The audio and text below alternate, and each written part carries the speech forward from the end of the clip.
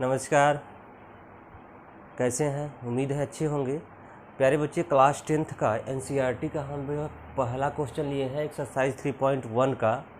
इसमें बच्चे आप ध्यान दीजिएगा, linear equation in two variable का ये चैप्टर है। और उससे जो है linear equation in two variable का मतलब आपको एक ऐसा इक्वेशन मिलेगा जिसमें आप देखेंगे कि वो equation ax plus by plus c equal 0 रहेगा। अगर ये टू वेरिएबल का क्वेश्चन है तो हो सकता है इस प्रकार के क्वेश्चन में, जो वर्ड प्रॉब्लम के क्वेश्चन होते हैं, इसी प्रकार से जो है दो इक्वेशन बन जाएं। जैसे a1x plus b1y plus c1 equal 0 है, या दूसरा equation a2x plus b2y plus c2 equal 0।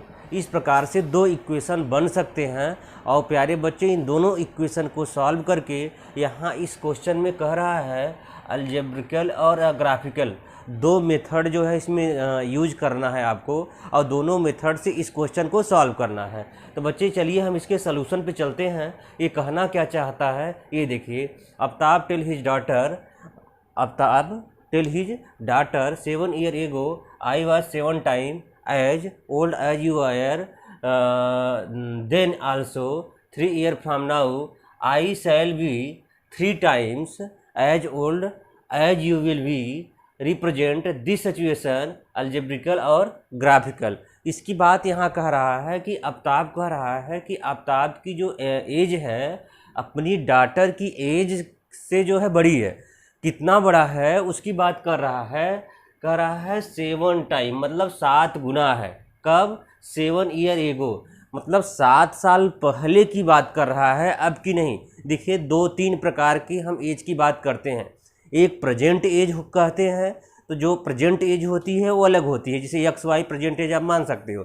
अगर वो 7 साल 8 साल 6 साल एगो की बात करता है तो उसकी प्रेजेंट एज में से जितने आगे की बात करेगा उतना हम माइनस कर देंगे। और मेरे बच्चे, अगर वो फ्यूचर की बात करेगा कि 2 year after 2 year after 3 year की बात यदि करता है वो, तो अगर 2 year की बात करता है तो अगर उसकी प्रेजेंट एज आप x मान रखे होते हो तो आफ्टर 2 year का मतलब होता है x प्लस 2।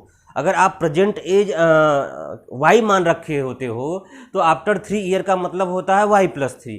तो यही बात होती है। 3 चीज़ें आप याद रखेंगे। पहली चीज़ें क्या याद रखेंगे कि ये बिफोर की बात कर रहा है कि आफ्टर की बात कर रहा है।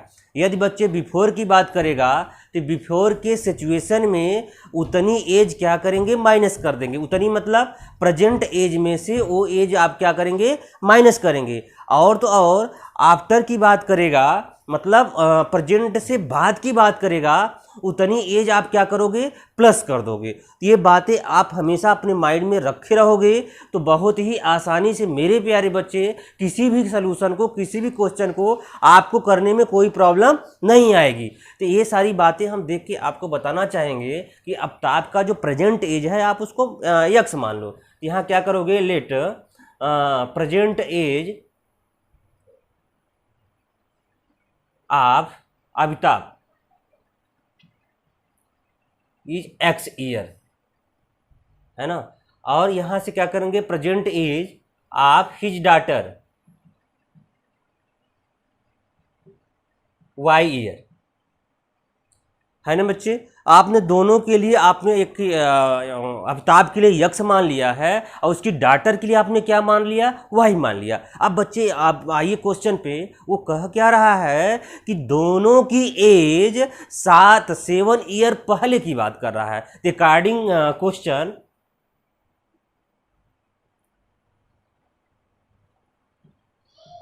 क्वेश्चन, क्या कह रहा है कि आफ्ताब की एज और आफ्ताब की एज में से मैंने क्या किया? 7 माइनस कर दिया। और क्या है? डाटर की एज में से 7 माइनस कर दिया। क्यों 7 माइनस किया? दोनों के इस प्रकार से वर्ड प्रॉब्लम वाले क्वेश्चन में हम क्या करते हैं? दोनों की एज इक्वल दिखाने की कोशिश करते हैं।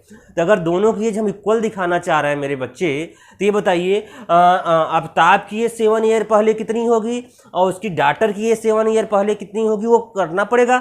तो इसमें जो हम 7 का माइनस किए, इसमें भी 7 का माइनस कर दिए। अब देखिए क्या कहता है। इस सिचुएशन में, इस सिचुएशन का मतलब ये 7 साल पहले वाले सिचुएशन में अमिताभ फिर भी अपनी डॉटर से 7 टाइम, मतलब 7 गुना, टाइम्स का मतलब गुना, 7 टाइम क्या है, ओल्ड है, मतलब बड़ा है।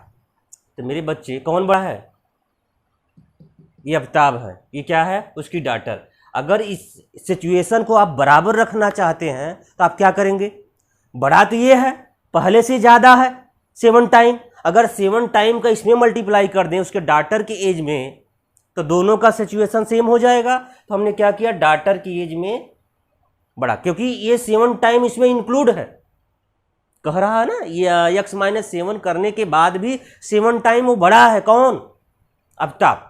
तो हमने उसके डॉटर में 7 टाइम का मल्टीप्लाई कर दिया। अब बच्चे देखिए, इससे हम एक इक्वेशन बनाएंगे। किस प्रकार की इक्वेशन बनाएंगे, मैं आपको पहले ही बता दिया था। ये इक्वेशन होगा ax plus by plus c equal 0 के टाइप का एक इक्वेशन बनेगा। चलिए वो देखते हैं कैसे होगा। यहाँ x-7 हो जाएगा इक्वल 7y माइनस 7 जा कितना होगा मेरे प्यारे बच्चे, 49 हो जाएगा।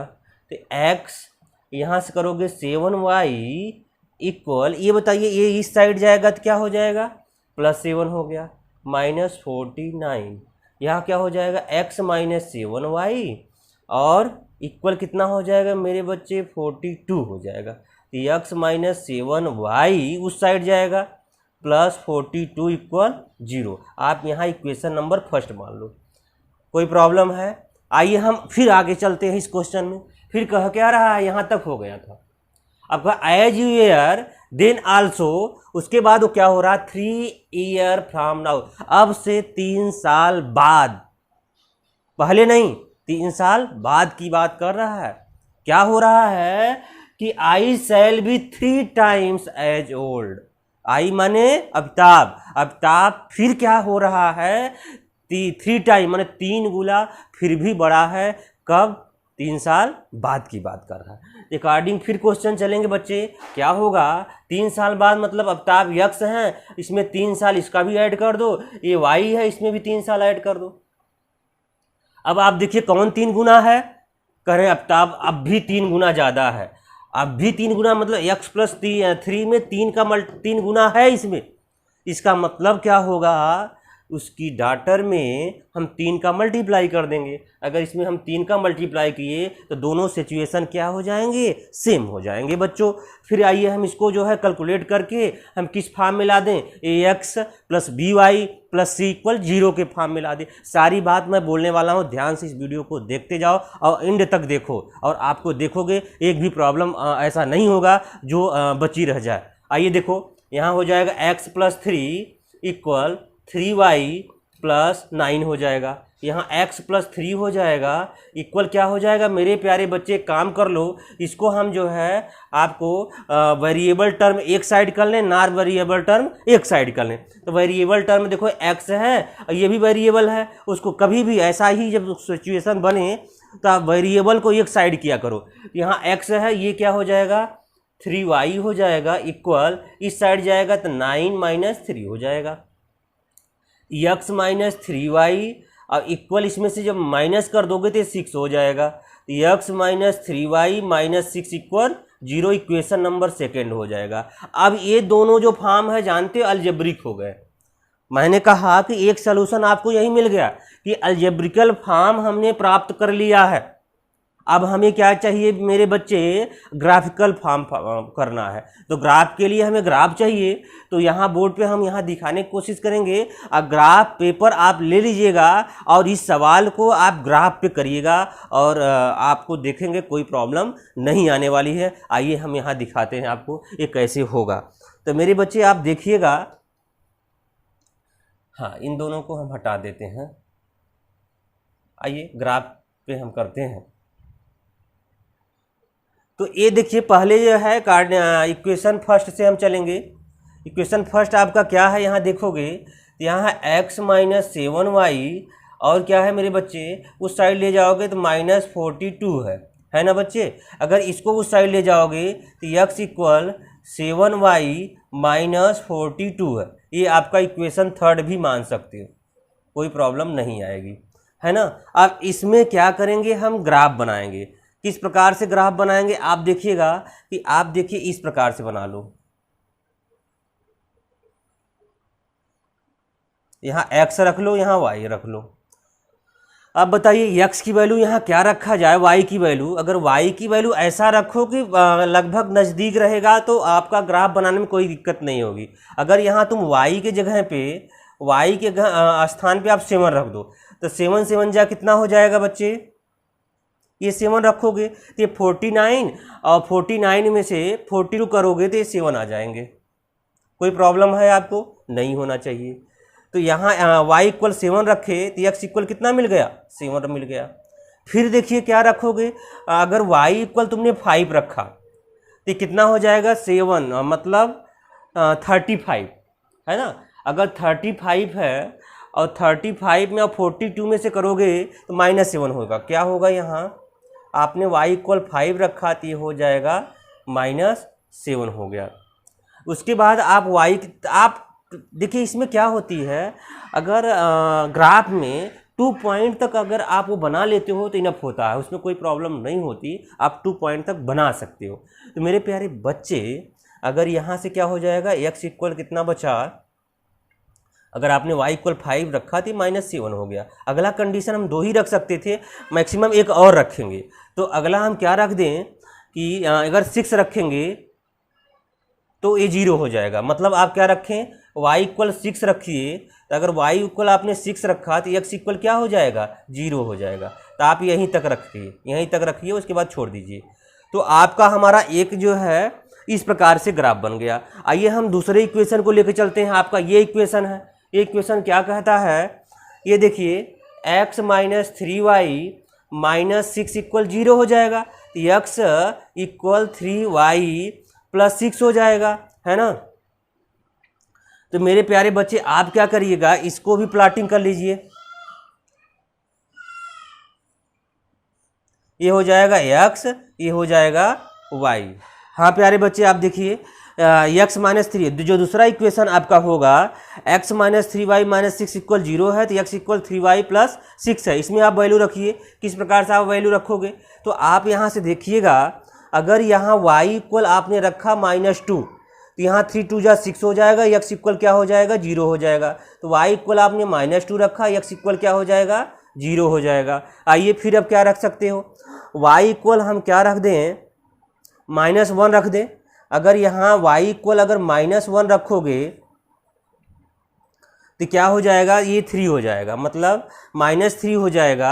तो x इक्वल क्या बचेगा, x इक्वल 3 हो जाएगा। आपने y इक्वल क्या रखा, -1, तो x इक्वल कितना मिला, तो x इक्वल मेरे प्यारे बच्चे 3 मिल गया, है ना। और आप क्या रख सकते हो, और आप यहाँ रख सकते हो कि y इक्वल क्या रख दिया जाए, y इक्वल 0 रख दो। अगर y इक्वल तुमने यहाँ 0 रखा तो x इक्वल कितना मिल गया, आप कहोगे सर 6 मिल गया। ये बताइए, ये दोनों आपको मिल गए हैं। अब इन दोनों को हमें ग्राफ बनाना है, इन दोनों का। आइए हम ग्राफ बना के दिखाते हैं आपको। ये बच्चे आइए ग्राफ बनाते हैं। इसके लिए आपको प्रॉब्लम की कोई ज़रूरत नहीं। देखिए ये जो है x एक्सिस है, ये पॉजिटिव जो है टाइप है, इसको 1 बना लो, यहाँ 2 रख लो, यहाँ 3 रख लो, यहाँ 4 रख लो। और कहाँ तक गया है जी, ये थोड़ा सा ऊपर छोटा हो जाएगा, y भी 7 है, तो थोड़ा सा और नीचे ले लेते हैं। आइए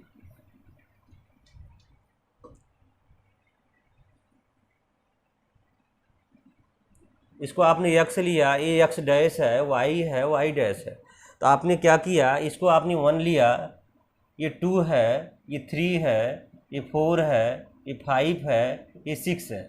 अब ये क्या है, ये 7 है, यहाँ x एक्सिस मान लो।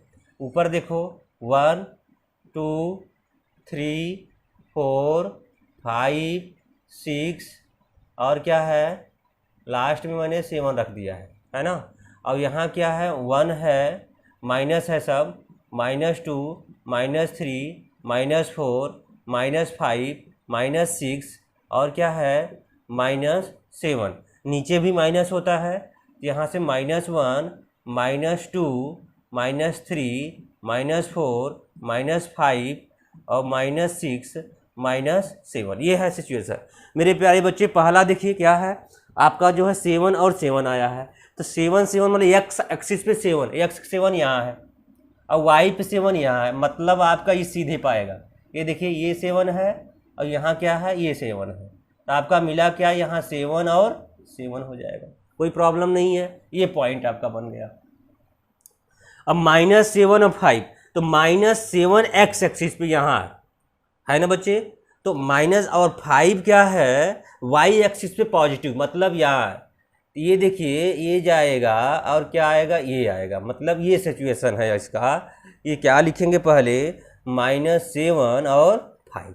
कोई प्रॉब्लम है आपको, उम्मीद है कि नहीं होगी। 0 और 6, तो 0 और 6 देखो क्या होगी, एक्स एक्सिस पे 0 और वाई पर 6, तो एक्स पे 0 वाई पे 6 मतलब यहाँ होगी, ये क्या होगा 0 और 6। अगर इसकी लाइन आप बनाओगे तो किस प्रकार की लाइन बनेगी, आप ध्यान दीजिएगा, ये जाएगी, मतलब आपकी जो लाइन बनेगी ये बनेगी, है ना बच्चे।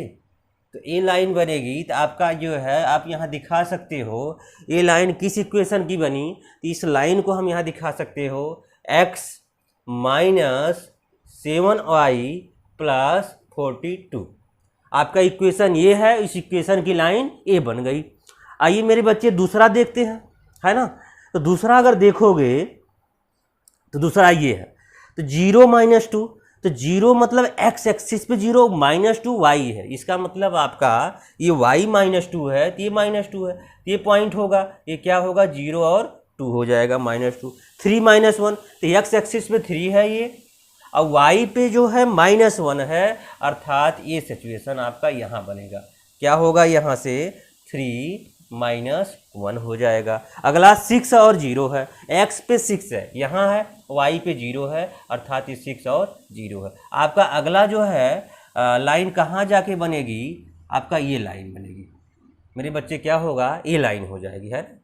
तो आपको बस इतना ही दिखाना है, ये लाइन आगे जाके कहाँ मीट करती हैं ये आप इसकी चिंता नहीं करने वाले हैं, समझ पा रहे हो ना। बस आपको केवल 3 पॉइंट तक इस प्लेन कार्टेशियन प्लेन पे आपको उस लाइन को खींच देना है। तो 3 लाइन पे हमने लाइन को बना दिया है बच्चे, और यहाँ से आप इस लाइन पर इक्वेशन को लिख देना है। इस लाइन पे जो इक्वेशन लिखेंगे, x - 3y - 6 है ना, इक्वल 0, मतलब आप देख रहे हो ना, इस इक्वेशन के लिए ये लाइन है, इस इक्वेशन की ये लाइन है, आगे क्या होती है जाके मीट करती है नहीं करती, करना ही है उनको, है ना, क्योंकि लाइन पैरेलल नहीं है। अगर लाइन पैरेलल नहीं है तो इसका मतलब आगे जाके मीट करती हैं। इस प्रकार से आप किसी भी ग्राफ पेपर में हम क्या करेंगे, 1 या 2 पॉइंट तक, 2 पॉइंट तक, 1 नहीं 2 पॉइंट तक आप बनाइएगा, और बनाने के बाद जिस प्रकार से आपका ग्राफ बनता है उस ग्राफ को आप शो कर देना है। ठीक है बच्चे, मुझे उम्मीद है कि ये क्वेश्चन आपको समझ में आया होगा।